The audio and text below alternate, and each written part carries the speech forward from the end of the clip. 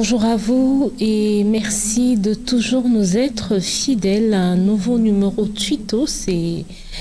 C'est ensemble en compagnie de Gilbert Ngonga que nous allons analyser ce tweet relayé. Tout à fait, Madame Kandiki Saloum-Bongomata. Nous allons, comme d'habitude, analyser deux tweets pour cette émission, Twittos. Nous allons commencer certainement avec celui de Vital Kamerhe, le nouveau patron de l'économie nationale, sur qui reposent les espoirs de beaucoup de Congolais, notamment sur l'amélioration des conditions de vie des Congolais à quelques mois seulement de la fin du premier quinquennat de Tshisekedi à la tête du pays. Voilà, c'est quoi son tweet?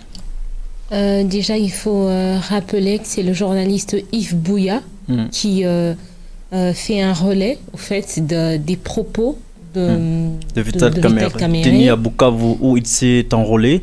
Voilà, ensemble avec sa femme d'ailleurs, je pense. Tout à fait. Voilà, ce qui est dit, c'est que j'avais reçu beaucoup d'appels téléphoniques me demandant de refuser ma nomination au sein du gouvernement. Je dis, l'homme de Félix Antoine Tshisekedi que vous voyez est un don pour la République démocratique du Congo. C'est très profond, hein? Tshisekedi, c'est un don pour la République démocratique du Congo. Je me rappelle à Genève, Tshisekedi, avant de retirer sa signature de l'accord de Genève, avait fait une déclaration où il a dit le changement s'appelle Martin Fayulu, parce que Martin Fayulu a été désigné candidat unique de l'opposition à l'époque. Quelques heures après, pour ne pas dire jours, Vital Kamerhe et Tshisekedi se sont retirés de l'accord de Genève et ils vont signer tous deux un accord qu'on appelle l'accord de Nairobi, qui fait de Tshisekedi président de la République et Vital Kamerhe Premier ministre. Malheureusement, Tshisekedi n'avait pas la majorité au Parlement. Voilà pourquoi on avait nommé Vital Kamerhe directeur du cabinet de Tshisekedi. Alors quand il dit que Tshisekedi, la personne de Tshisekedi, c'est un don pour la République, il est dit juste pour dire, ou bien c'est un discours démagogique, de flatterie, ou bien je ne sais pas comment le qualifier, quand on sait que les discours des hommes politiques changent à tout moment selon les circonstances, selon les enjeux politiques, les enjeux électoraux, les enjeux sociaux. C'est ça la grande question que je me suis posée.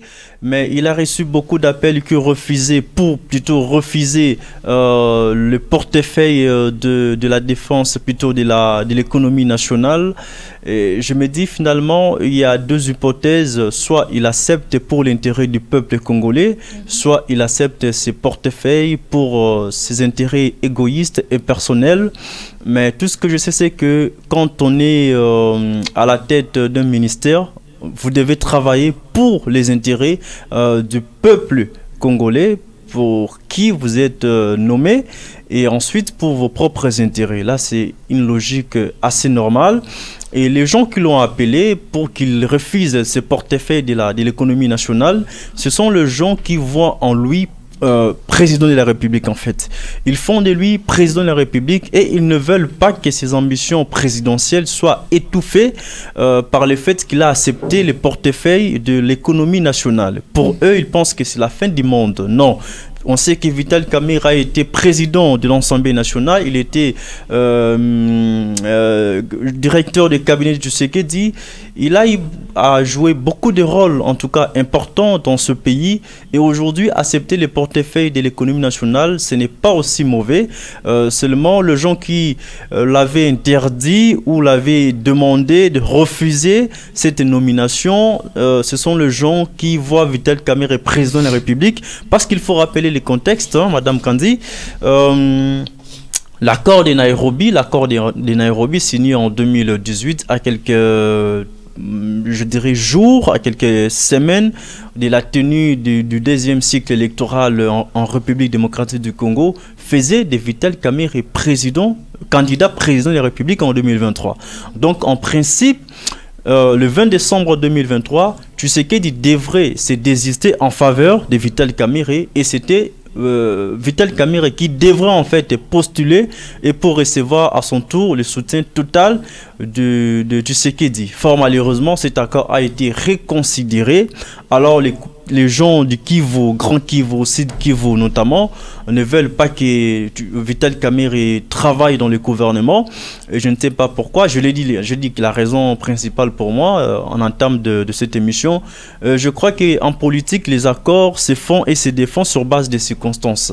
C'est-à-dire, aujourd'hui, Vital Kamerhe peut accepter de travailler ensemble avec Tshisekedi. Demain, ça ne sera peut-être pas le cas en tout cas. Parce que jusque-là, qu'on se le dise, Vital Kamerhe, qui est considéré comme le faiseur de roi, doit aussi ou peut aussi devenir roi en République démocratique du Congo. Si ça rate, c'est décembre 2023, qu'il ne postule pas, il peut postuler en 2028. Si ça rate en 2028, il peut postuler. Il est encore un peu jeune, donc il a de l'avenir. Il peut toujours devenir président de la République si le peuple congolais va le voter. Donc s'il a accepté, je l'encourage en tout cas d'accepter ses portefeuilles et il doit beaucoup travailler parce que, qu'on se le dise, les yeux du peuple congolais sont fixés sur deux personnages importants. Il s'agit de Vital Kamerhe et de Jean-Pierre Bemba. Les gens ne voient plus Sama Lukonde, les gens ne voient plus les autres ministres. Ils voient que ces deux grands ministres et ils pensent qu'ils sont venus. Même le président lui-même compte principalement sur les deux. Voilà. Il compte principalement sur les deux. Non seulement il compte principalement sur les deux, mais même la population le regarde moins. Maintenant, les yeux, les regards sont figés. Les projecteurs sont braqués sur eux. Sur Vital et Jean-Pierre Bemba. En espérant que sur les 8 mois qui nous restent, pratiquement, ils arriveront à faire quelque chose de positif. Peut-être que sur une échelle de 10, on aura un 5 sur 10. Ça sera déjà quelque chose. Alors, par rapport à ce que tu venais de dire, quand il dit qu'il a reçu plusieurs appels où on lui demandait de ne pas accepter ce poste de ministre, non seulement ce sont des gens qui le voient président, mais ce sont des gens qui, à mon humble avis, pensent de travers. Pourquoi? Parce que l'objectif, c'est de travailler pour la nation. Faire quelque chose de bien, quelque chose qui va marquer, qui va redonner une autre façon de voir le Congo dans les 8 mois qui nous restent. Et je ne cesse de le dire, malgré toutes les analyses que chacun peut faire dans son coin, pour moi, je pense que c'était un acte patriotique, le fait d'accepter. Et encore, faut le dire, aujourd'hui, non seulement il est ministre de l'économie, mais en plus, il fait de Félix Tshisekedi le prochain candidat pour 2023. Ça, c'est quelque chose qui devrait faire réfléchir chacun de nous. Bon, moi, je travaille avec toi. D'abord, on fait un accord à Nairobi, qui est que toi, tu es d'abord le président et dans les 5 prochaines années, ça sera moi. Après, cet accord se rend. Et puis après, Vital fait la prison. Et puis après, il sort. Et puis, il accepte l'économie. Ensuite, il va dans la charte, il signe. Il fait de Félix le seul candidat de l'Union sacrée pour 2023. Ça devrait faire réfléchir tous ces gens qui ont pris la peine de l'appeler pour lui dire non. C'est vrai que la politique a vraiment les dessous des cartes, on voit une facette, mais de l'autre côté, c'est tout autre chose qui n'a peut-être rien à voir avec ce que nous pensons, mais soyons quand même optimistes, soyons quand même positifs et disons-nous que s'il a accepté, au fait, après tout ce qu'il a connu, tout ce qu'il a traversé avec Félix Tshisekedi étant au pouvoir dans son gouvernement, certainement que il y a vraiment des raisons qui en valent la peine. Après, ils sont tous humains, politiciens qui sont, le président, ils sont tous humains, ils ressentent en eux ce besoin de faire différent pour le peu de temps qui nous reste. Parce qu'après, on peut avoir Félix Tshisekedi qui revient en 2023, mais si de 2023 en 2028, on subit, On vit la même chose qu'on a vécu de 2018 à 2023. Je ne pense pas que Tshisekedi sera encore le bienvenu, qu'on regardera encore Vital Kamerhe d'un œil positif. Ouais, qu'il soit les bienvenus ou pas, il va plus postuler. Il aura déjà fait 2 mandats. Voilà. Bon, après, en RDC, c'est compliqué. Surtout en Afrique, on parle de 2 mandats, mais on a Sassou Nguesso. Je crois que lui, carrément, il va mourir. Il va mourir président. Lui, je crois qu'il a changé la constitution. Il ne veut pas abandonner Sassou Nguesso, qui est toujours président jusqu'à aujourd'hui. Après, on ne voit pas ce qui est devenu Brazzaville. Brazzaville, c'est Brazzaville. Voilà, c'est ça. Il n'y a pas un changement fort. Il n'y a rien de marquant. On va au Gabon. Voilà, ils veulent demeurer, ils veulent vieillir, ils veulent mourir là, mais... Le chef d'État africain sont des chefs coutumiers. Ils ne veulent pas abandonner les fauteuils présidentiels pour autre chose, en fait. Aujourd'hui, en Russie, Poutine travaille avec son je ne sais pas s'il faut l'appeler son petit... Comment il s'appelle déjà j'ai oublié son nom. Celui qui était président Vladimir... Celui qui était président avant Poutine. Voilà. Bassala Kabo, pêle-mêle. Mais pourquoi on ne le Medvedev, je crois que c'est quelque chose comme ça, Medvedev. Pourquoi est-ce que on ne sent pas la Russie réclamer? Parce que les conditions de vie sont vrai, ça ne manque pas. un peu normales. Mais on n'arrive pas à les détrôner. Pourquoi? Parce que Poutine et Medvedev font du bon travail. Dimitri Medvedev. Ils font du bon boulot. Ouais. Ils font de la Russie une force économique, une force, je sais pas, comment on dit, militaire, une force politique. C'est ça, ils sont stables. Aujourd'hui, si on mangeait bien, on avait l'Est du pays était tranquille. Si on étudiait, on utilisait, on exploitait nous-mêmes le coltan, on a l'électricité, on a les denrées alimentaires, la scolarité est normale, le Congo est propre, on évolue comme tout autre pays. Je sais pas, Tshisekedi va faire 15 ans, 20 ans, tu ne vas pas sentir la pression comme telle parce que la vie va bien. Voilà pourquoi Mobutu avait fait beaucoup de temps au pouvoir, parce que en ce moment-là, les conditions de vie du peuple congolais étaient un peu normales.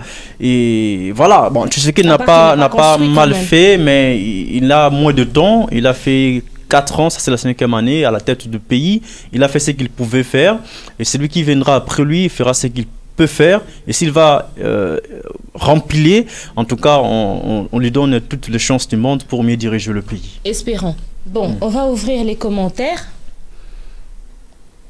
Roby Chigo, il pose une question, il a dit ça, donc il demande à Yves Bouya si réellement...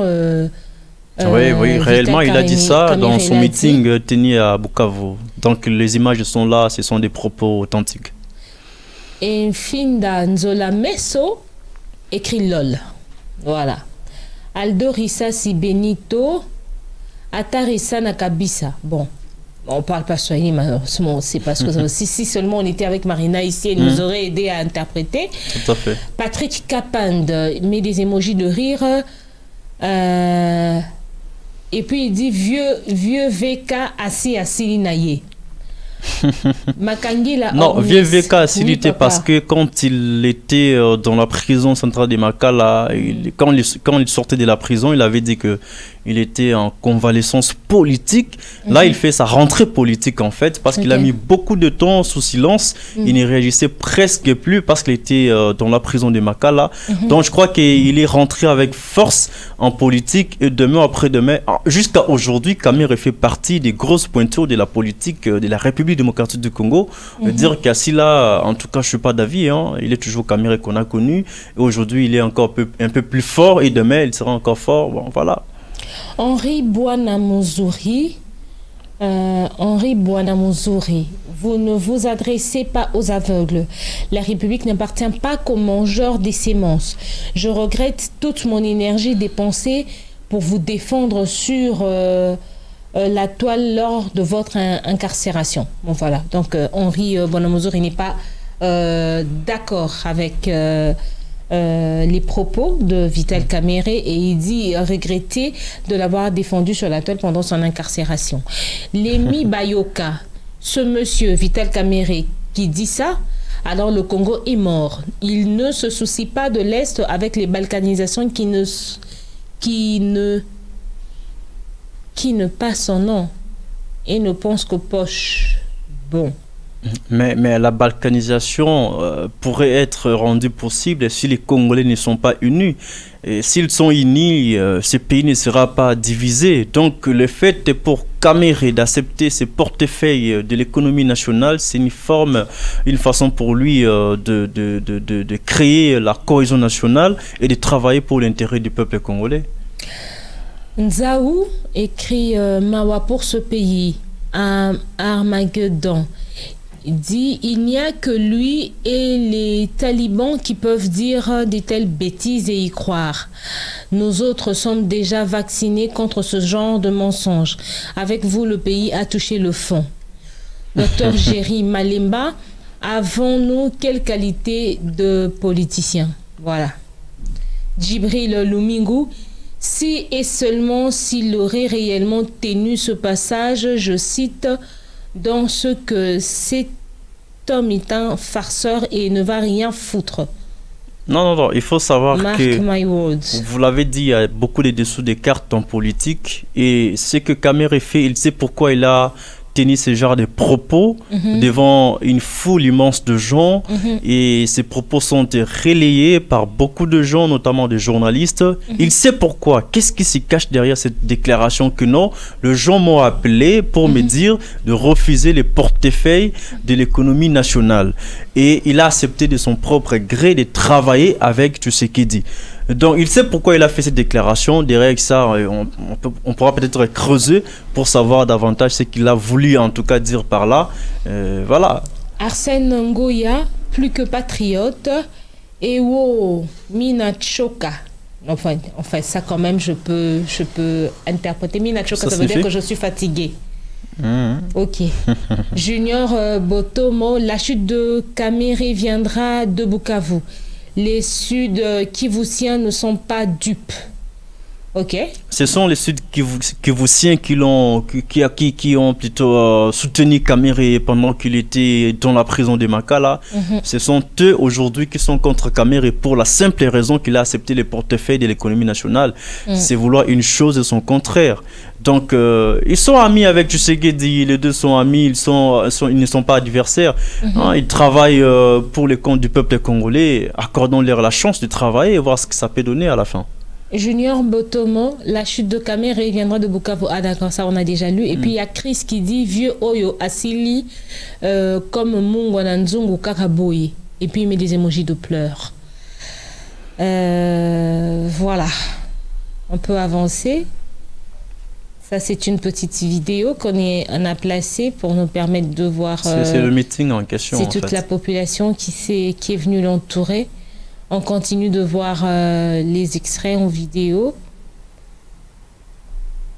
C'est quelqu'un de très attendu, très écouté et même aimé à l'est du pays. Voilà. Gaspard Chiwayi, Moïse du Congo, Fachi. Voilà. Il dit encore Jamal Yaka Ozo Motunayobo Keneko Silisa ma maison préfabriquée. Ça c'est un autre Gaspard. Tout simplement maison. Non mais tu sais que la maison préfabriquée. Si là, c'est que les maisons préfabriquées, d'après la dernière information que j'ai eue, les maisons préfabriquées déjà à l'époque c'est Silakape et Koma. Et Komi Nakobeba. Bisika puisque c'était des maisons faites de bois. De bois. Voilà. Donc, pourtant, on pouvait construire toutes ces maisons-là avec des matériaux durables parce qu'on a les ciments, on a les sables, on a les caillasses, on a presque tout. On pouvait construire. Et puis la main-d'œuvre. En même temps, c'est même ces maisons-là en bois. On peut faire ça ici, non? On n'a pas des menuisiers. Beaucoup. On n'a pas d'étudiants là qui sont sortis de ces universités. Et si d'abord autant en menuiserie, il fallait nécessairement que ça parte là-bas. Mais non, et ce qui fait mal, plus que tout, c'est que bon, voilà, on a demandé les maisons préfabriquées. Vital Kamere même était incarcéré pour ça. Bon, les maisons préfabriquées arrivent. Mais mon cabolé là-bas, ma maison préfabriquée, c'était les militaires qui devaient avoir accès à ma maison préfabriquée. Mais mon pesa bango, boutique yango evandi wana et comme il beba. Comment au lien yango même. C'est-à-dire que ce sont des millions qui partent comme ça en vrille. Ils ont dit bato besoin vacciner mon koboé, on a arrêté mon koboé. Non, c'est pas. Et après, je comprends aussi l'idée de Tshisekedi à l'époque, c'était de poser beaucoup d'actes à impact visible parce que là, arrivé au pouvoir en 2019, Tshisekedi n'avait pas la légitimité, il avait la légalité parce que les gens voyaient Fayoulou et après tout le monde a oublié Fayoulou, maintenant c'est Tshisekedi. Donc il a voulu poser quelques actes pour chercher cette légitimité qu'il n'avait pas hier et qu'il a aujourd'hui. Voilà pourquoi on avait fait appel à cette entreprise étrangère pour venir avec des maisons préfabriquées un peu vite. Mais au moins, de l'autre côté, on pouvait engager de jeunes Congolais, les jeunes Quinois, pour travailler, construire des maisons pour les militaires avec des matériaux durables jusqu'à aujourd'hui. Mais ces maisons allaient toujours exister jusqu'à 2000, je sais pas, 25, 2100 et tout, mais malheureusement, voilà. Alors, Warrior Trader commente, et je crois que c'est en quelque sorte une réponse à Gaspard qui a dit à Jamal Aya Kozomutunae Bakende Kosili Saba maison préfabriquée. Warrior dit AVC modem, tant de questions ne trouve pas de réponse. J'ai lu cet article, mais l'horreur est qu'un service foncier manipule tout un ministre pour faciliter la fraude. Monsieur le ministre, si vous n'êtes pas dedans, appelez votre service contentieux et éclairez-vous. Voilà. Fofana Ndungi, j'hallucine. Candy Ponixon met des emojis, Jean rabaillé et puis ferme sa bouche. Gaël Mbale, l'autorité morale de Mwalimu, Vital Kamere est bel et bien Félix. Kubo Yann, aucun amour propre, aucune dignité ni personnalité, tout est bon pour rester dans son petit confort. Qu'il est dégoûtant d'avoir ce genre de personnes comme dirigeant. Sergio Mayamba, la classe politique congolaise est tout simplement un scandale. Je me souviens encore de l'ouvrage Pourquoi j'ai choisi. Le renouvellement de la classe politique s'impose. Pourquoi j'ai choisi Joseph Kabila Kabange, un ouvrage écrit par Vital Kamerhe à l'époque. Et aujourd'hui, il a choisi Félix Tshisekedi. Il peut aussi écrire un ouvrage. Pourquoi j'ai choisi Tshisekedi? D'ailleurs, il a déjà dit Tshisekedi, c'est un don pour la République démocratique du Congo. La politique, franchement, je donne raison. Ma belle peur politicien, ils sont comme ça. À Marianne, hein, voilà quoi. La politique est infidèle. Puis voilà, c'est tout. Il n'y a rien à dire. Antonio Ndombe met des emojis. Et puis il y a Denis Bangala qui nous a montré quelques extraits, une photo des maisons préfabriquées qui normalement je pense doivent déjà être finies et même commencent à se détériorer, à se faire bouffer par les rats. Roi assis, Dada Bibi, s'il te plaît, viens nous éclairer. Ah d'accord, certainement qu'il s'adresse à voilà, ça c'est une... Les gens sont graves. Vital Kamerhe et sa femme Amida Chatur agenouillée dans l'église, certainement en train de prier. Et on écrit, on dit quand un voleur prie, vraiment. Non, Kamerhe n'est pas un voleur. Ah, les gens sont compliqués. Bon, la justice, on l'avait arrêté pour détournement de près de 50 millions de dollars. Et c'est la même justice qui l'a acquitté. Aujourd'hui, on ne peut pas dire que Kamerhe c'est un voleur. Parce que rien n'atteste qu'il est voleur. Parce que le jugement rendu au second degré, on avait d'abord réduit sa peine et puis c'était l'acquittement. Donc il n'est pas un voleur en fait. S'il a volé, Dieu seul sait. El Picha Kitoko, vieux VK à côté ici, esprit brouette na UNC. Je sais pas ce que ça veut dire, esprit brouette. Est-ce qu'on peut continuer de défiler?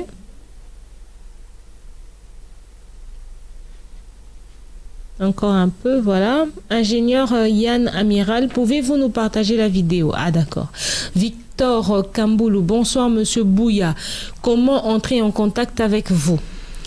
Et on peut prendre le dernier tweet compte tenu du temps. Je disais déjà. Vézi, Thierry Sony, ce pays n'a pas de chance franchement. Et le tout dernier, Vézi, celui qui réhabilite un voleur des deniers publics récompense un prévaricateur pour sa fortune ne peut être perçu par ce dernier que comme un don. Voilà. C'est quoi prévaricateur? Nous devons consulter les dictionnaires. Je n'ai jamais entendu parler de ces concepts. De ce mot, voilà. Ou de ces mots. Les gens qui disent que Kamere c'est un voleur se trompent. S'il a volé, Dieu seul sait. Nous, on ne détient pas la vérité. Tout ce que nous savons, c'est que Kamere a été acquitté par la justice, donc il n'a pas volé. Voilà. Merci Gilbert Ngonga, c'était donc ce numéro tweetos qui nous a permis d'analyser le tweet du journaliste Yves Bouya qui a relayé les propos de Vital Kamere lors d'un meeting à Bukavu où il a été s'enrôler, où il disait que Félix Tshisekedi était un don pour la République démocratique du Congo. Espérons. Les 8 mois qui nous restent nous permettra de savoir si c'est vrai ou si c'est faux. Bonne continuation. Non, on prend le deuxième tweet plutôt. Ah bon? On a 2 tweets, oui. Ça, c'est le tweet de Noël Tchani. Vous pouvez lire ça. La proposition de la loi Tchani bénéficie désormais du soutien total et inconditionnel des autorités coutumières de la RDC qui ont compris qu'il nous faut tous protéger la terre de nos ancêtres. Attends. La proposition de la loi Tchani bénéficie désormais du soutien total et inconditionnel de nos autorités. Des autorités coutumières de la RDC qui ont compris qu'il nous faut tous protéger la terre de nos ancêtres. Voilà. C'est une prétention en fait. Qui lui a dit que toutes les autorités coutumières soutiennent sa proposition de loi juste parce qu'il a réuni quelques chefs coutumiers et il généralise toutes les autorités coutumières pour dire qu'elles sont en train de soutenir sa proposition de loi. Surtout que s'il faut en termes de pourcentage, s'il faut pondérer les gens qui sont pour la proposition de sa loi et qui sont contre, vous allez vous rendre compte que beaucoup, en tout cas beaucoup des Congolais que je sache, sont contre sa proposition de loi car elle est jugée pour eux discriminatoire, en commençant par les églises. Vous avez suivi, je crois, l'homélie du cardinal Fridolin Ambongo, l'archevêque métropolitain de Kinshasa, envoyé dans toutes les paroisses de Kinshasa lors de la célébration pascale le samedi. Il était contre cette proposition de loi et il appelle en tout cas aux autorités de construire les murs, de jeter les ponts qui nous relient au lieu de construire les murs qui nous séparent. Ce n'est pas du tout bien. Et le cardinal a fait aussi allusion au message du pape François lors de sa visite à Kinshasa. Et d'ailleurs, le thème de sa visite était tous réconciliés en Jésus-Christ. Alors, quand vous votez des lois discriminatoires, je crois que ce ne sera pas la réconciliation, ça ne sera pas la cohésion nationale, ça sera plutôt la division. Nous devons avoir des lois qui nous unissent et non des lois qui nous séparent davantage, dit l'archevêque métropolitain de Kinshasa. Donc, les gens qui soutiennent la proposition de loi Tchani sont de leur droit de la soutenir parce que c'est ça la démocratie. Et ceux qui sont contre ont aussi ces droits-là de contester cette loi qui est discriminatoire selon eux. Et maintenant, c'est aux députés nationaux de voter utile. S'ils estiment que, au nom de la cohésion nationale, cette loi devrait être mise au frigo, qu'ils la mettent en tout cas au frigo. Et s'ils estiment que c'est intéressant, c'est vraiment opportun de voter cette loi et qu'ils les votent. Et aujourd'hui, il y a Christian Mwando qui fut ministre du Plan. Il a fait une déclaration que si cette loi passait, en tout cas, ils vont créer la sécession, donc la balkanisation. Donc, Katang et comme Mboka, et puis tout ce qui est dans Kinshasa, dans Congo central, dans la province. Donc, déjà, il y a là un chemin de division, de balkanisation de la République démocratique du Congo. Parce qu'aujourd'hui, il ne se cache plus. Christian Mwando l'a dit au vu et au su de tout le monde qu'aujourd'hui, si cette proposition de loi passée à l'Assemblée nationale, ils vont créer la sécession katangaise, c'est-à-dire voici les conséquences. Alors, le leader dit l'Américain avec sa loi. Cette photo, en fait, me fait rire voir des chefs coutumiers qui font un selfie. Pas batouté. Il faut un selfie, ça fait comme deux mondes différents. Batiki Bokoko. Batiki Bokoko, puis ils sont dans un selfie. Et puis voilà, à côté de Noël. Bon, on a flèche, mon bonnet, flèche à nu. Et je ne sais pas, on a dirigé ça vers la ceinture de Noël Tchani ou sa tirette, je ne sais pas. Oh. Et je ne sais pas pourquoi. Au bas de la ceinture, qu'est-ce qu'il y a? Ben voilà, c'est la question qu'il faut peut-être se poser. Alors Yves Mathieu, ne dites pas ça. Ça c'est son commentaire. Daniel Ngoy KBG et ça les Kamwama Bélé. John Pascal Mukendi, la loi sera bel et bien votée sans problème, je pense qu'il devait dire. Et Madame Kandina Bosseloma, chef coutumier va aventurier, tout allait bien. Oui, va pesaka ultimatum mobo en Rwanda. Babi Soki, je crois 48 heures, soit une semaine, à moins que je me trompe. Soki bo se retirer na mboka na biso te. Mabeko ya. Toko kota na Rwanda, toko tia boko to tinda banini babu mabino. Tant on est les cas. Les lots sans suite. Qui c'est Rwanda? Maman l'aventurier. Chef coutumier. Joe Mubanga, à un certain moment, Monsieur Tchani, vous devez être raisonnable. Johnny Limotu. Les chefs coutumiers qui sont facilement achetables, ils n'ont plus le pouvoir ancestral. Likolo et Mbongo. Ah, là c'est vrai, là c'est vrai. Les chefs du coutumier d'hier et ceux d'aujourd'hui, on ne peut pas les comparer franchement. Ceux d'hier étaient en tout cas ancestraux, ils étaient des hommes qui étaient ponctués de la culture africaine. Mais ceux d'aujourd'hui, ils sont androïdes. Ils sont achetables. On sommes Android, selfie, veste, vanini. Joël Ituka, distraction totale. Angelo, ces autorités coutumières qui avaient donné jusqu'au 30 juin à Paul Kagame.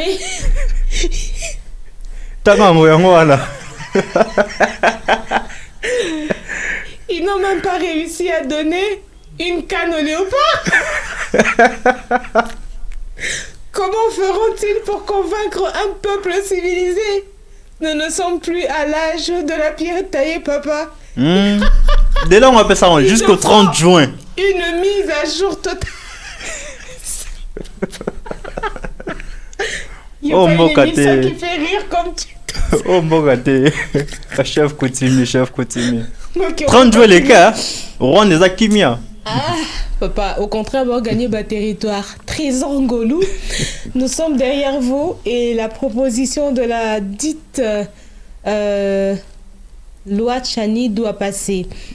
Ben Paloukou, Monsieur Tchani, vous détruisez ce pays et votre influence bataille laissera des tas de traces sombres sur ce pays. L'histoire retiendra une chose de vous, un véreux qui a accentué le tribalisme, les bains de sang, un menteur au charisme d'un gourou. C'est trop fort tous ces propos. Trop fort en tout cas. Malheureusement, ça risque d'être vrai. C'est ce qui va se passer. Le tribalisme va grimper. Oui. Il y aura des bains de sang parce que ça va réveiller une guerre civile. Et c'est ce qu'on va retenir de Noël Tchani, qui d'ailleurs en partie est américain. Qu'un certain Congolais qui s'est acheté une nationalité américaine avait à une certaine période imposé ou avait milité pour que la loi de père et de mère passe, et cela a engendré des guerres civiles, a engendré des bains de sang. Il sera tenu pour responsable si demain il y a guerre civile, bain de sang. L'histoire retiendra de lui. Or, je pense même que cette analyse, je l'ai fait une fois quand on a parlé du cas de Noël Tchani. Nous l'avons fait tous, ce genre d'analyse en fait. Moi, je me pose la question, si déjà, lorsqu'il a voulu faire sa première marche pour aller déposer la proposition à l'Assemblée nationale...